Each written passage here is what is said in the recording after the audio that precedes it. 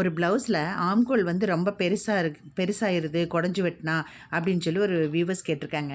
இப்போ ஒரு சின்ன டிப்ஸ் தான் பாருங்கள். இந்த குடையாதுக்கு முதல்லையே வந்து 4 கிளாத்தையும் ஒன்றா போட்டு நம்ம அப்படி வெட்டிக்கலாங்க. அதாவது ஃப்ரண்ட் 2 பேக் சைடு கிளாத்து போட்டு அப்படி கட் பண்ணிக்கலாம். கட் பண்ணிவிட்டு அர்காட் போட்டுக்கணுங்க. அந்த இடத்துல அர்காட் போட்டு இந்த ஃப்ரண்ட் கிளாத் எடுத்து டாட் வந்து நம்ம பிடிச்சிக்கலாம். அதாவது ஃப்ரண்ட்டு ஆம்கோல் இந்த டாட்டு சைடு டாட்டு 3 டாட்டும் போட்டுட்டு இதை வந்து என்ன பண்ணுறோம், பேக் சைடு கிளாத் மேலே வச்சு பின் பண்ணிக்கலாம். எப்படி பின் பண்ணலான்னா, இந்த அட்காட் போட்டிருக்கேன் இல்லைங்களா சைடில், இந்த அட்காட் 2ஐயும் ஒன்றா இழுத்து வச்சு அங்கே ஒரு பின் பண்ணிக்கலாம். பாருங்கள், இந்த ஆம்கோல் கிட்ட மார்க் பண்ணியிருக்க இல்லையா, அந்த இடத்துல ஒரு பின் பண்ணிக்கலாம். இந்த வீடியோ பிடிச்சதுன்னா மறக்காமல் சப்ஸ்கிரைப் பண்ணி வச்சுங்க. புதுசாக பார்க்குற வீக்னஸ் எல்லாம் வந்து சப்ஸ்கிரைப் பண்ணி வச்சுங்க. லைக் பண்ணுங்கள், லைக்கே பண்ண மாட்டேங்கிறீங்க.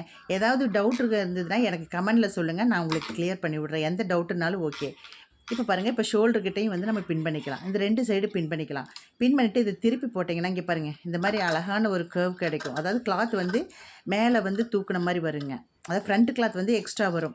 ஸோ அதை கட் பண்ணி எடுத்துருங்க. கட் பண்ணி எடுத்துட்டிங்கன்னா இந்த ஃபினிஷிங் வந்து கரெக்டாக இருக்குங்க. இப்போ பாருங்கள், 2 ஆம்கோல் ஒரே மாதிரி வந்துடுச்சு. ஆனால் நம்ம டாட்டும் வச்சுட்டோம். நீங்கள் இந்த மாதிரி ட்ரை பண்ணிட்டு எப்படி இருக்குன்னு சொல்லுங்கள். தேங்க்யூ.